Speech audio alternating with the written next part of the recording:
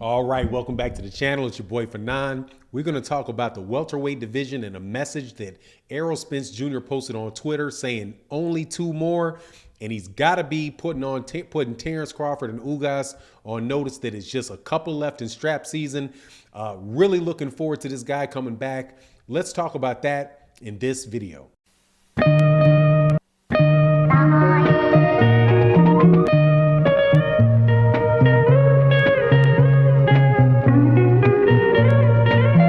All right, welcome back to the channel. There's a lot of complaining about what's going on in boxing and fights that we're not getting and things that aren't going right in the sport of boxing. And I'm going to tell you that one grand exception to that has been the welterweight division, and specifically Errol Spence Jr. Errol Spence Jr. was recently injured with had to pull out of a fight with Manny Pacquiao because of an eye injury. So people are anxiously waiting to see what's going to happen with Errol Spence Jr., when he's going to come back.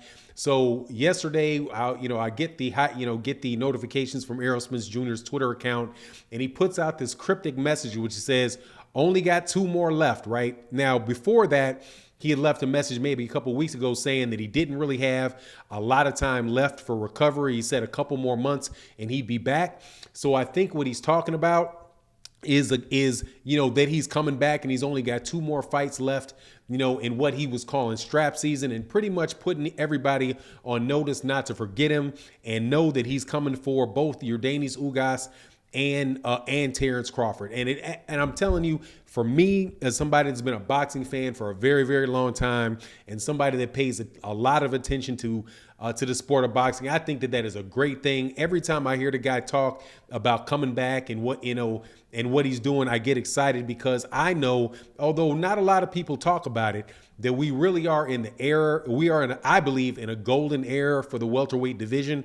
It's a time where you really have a lot of talent in the division, and for the most part, everybody in the division is fighting one another. And as a result, when it's all over, we're really going to be able to see if one of these guys can stand out as an all-time great. So Errol Spence Jr. saying that, and he did it cryptically on purpose, right? So it's open to a lot of different interpretations. He could say he's only got two more fights left in his career. He's got 2 more months out, left before he comes back. But honestly, listen consistently what he's talking about. He's just telling you, man, that this guy is ready to get back in the ring, and he's willing to get he's wanting to get the winner of Terence Crawford and Sean Porter, and get I guess Yordenis Ugas has a little bit of a tournament that he's got to go through, but to get that WBA belt as well. So I'm excited about it. I certainly believe that he can do it. Now, there's going to have to be a lot of things that take place in order for us to get there, right? Terence Crawford and Sean Porter, that fight has to happen.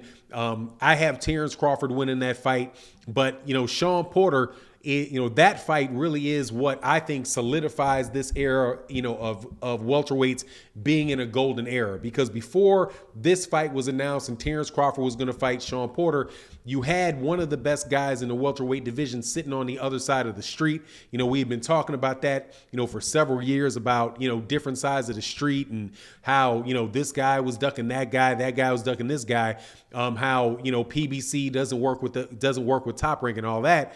But with the Sean Porter and Terence Crawford fight actually taking place, I think we can, comfortably say that that's all in the past, and that these guys more than likely are going to be able to make the other fights, going forward. And a couple reasons that I believe that is, number one, Top Rank is not, Top Rank seems, and this is a little bit, a conspiracy theory type, type of thought process, but I really think that it was Top Rank and Bob Arum that forced that fight between Sean Porter and Terence Crawford, right? Because Terence Crawford originally said he didn't want the fight, or he kind of left it hanging out there like, if Sean Porter becomes a mandatory, then he would fight him. But other than that, they're friends, so they don't want to, they didn't want to fight.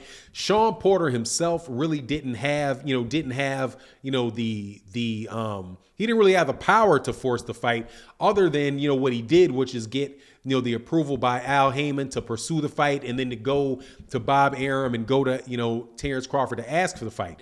But the thing that actually pushed it over was when the WBO ordered the fight. And once the WBO ordered the fight, Terence Crawford was, wasn't in a position to not make the fight. Now, if you're familiar with the WBO, everybody knows what the WBO is. The WBO is Bob Arum. If it's the closest that there is in boxing to a promoter owning a sanctioning body. Pretty much at a certain point in time, the majority of the belts for the WBO are held by top-ranked fighters, right? Like if you look at the record of Vasily Lomachenko and see how, what belts Vasily Lomachenko held coming up, it was the WBO at 126, the WBO at 130, and then only when he got to 135 did he break off, and I think he won the WBA first, but at the same time, the WBO belt at that weight class was with another top-ranked fighter, which was Ray Beltran, right? And then after that, I do believe that's who had it at the time, but you get my point on that. The WBO belt, like even for Terence Crawford held the WBO belt at 135. He held it at 140. 40, that was the first belt that he got at 140 before he became undisputed, and it's the belt that he now owns at at 147. So it's just a belt that is really often passed between between top ranked fighters. So I really think that it was Bob Arum that was pushing to make the fight between Terence Crawford and Sean Porter, because it's late in Sean and Terence Crawford's contract with Bob Arum, and he wanted to make a fight that he thinks could actually be a pay-per-view worthy fight, or a fight that can generate money, and that's what happened, man. So I'm hoping that what happens with that is that translates into Terence Crawford being able to make the fight with either Yordenis Ugas or Errol Spence Jr. even more easily than it would have been in the past, right? And I also think the top rank is probably under just like everybody else that's going through this pandemic, feeling, financial pressure from budgets being cut. DAZN is under pressure for their budget being cut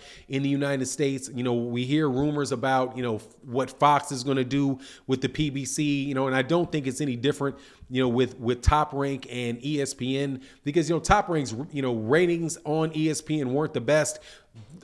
Terence Crawford is a high dollar fighter. So, they want to push him into making better fights. And so, but anyway, with Errol Spence Jr. sounding so encouraged, I'm thinking, and the guy is such a tough guy, man. Like, that's another thing I really like about Errol Spence. I know people that have come, to the channel often or talk about I'm an Errol Spence Jr. fanboy, but God, man, how can you not be when you have a guy that really is, I'm calling it a golden era in the welterweight division because Errol Spence Jr. is forcing his way through it, right? He got the fight with Sean Porter. He's beaten Danny Garcia, right? He beat Kell Brook. He's really pushing for the fight he's pushing for the fight with Terence Crawford.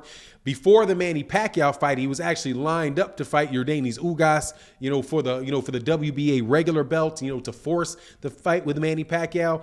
So, all in all, man, it's just the guy is doing really terrific things in the welterweight division, and I'm happy that he's talking like he's coming back soon. He's still talking about strap season. He's not letting the eye injury, hold him back. But at the same time, I think it's important that he gets all of those fights out of the way, that he goes right to Yordenis Ugas, he goes right to Terence Crawford, and he doesn't beat around the bush fighting, unimportant fights, because the guy was in a really bad car accident that inevitably is going to have some wear and tear or leave, some type of damage on your body, even if it's not torn ligaments or broken bones, right, or anything like that. Right. And now he's got this eye injury. I think he's really going to have to get to it. But, I'm very, very encouraged by hearing him continue to reach out to the media or reach out through Twitter, man, and letting his intentions be known. So anyway, that's my take on the situation. You let me know what you think in the comment section. And with that, I'm out.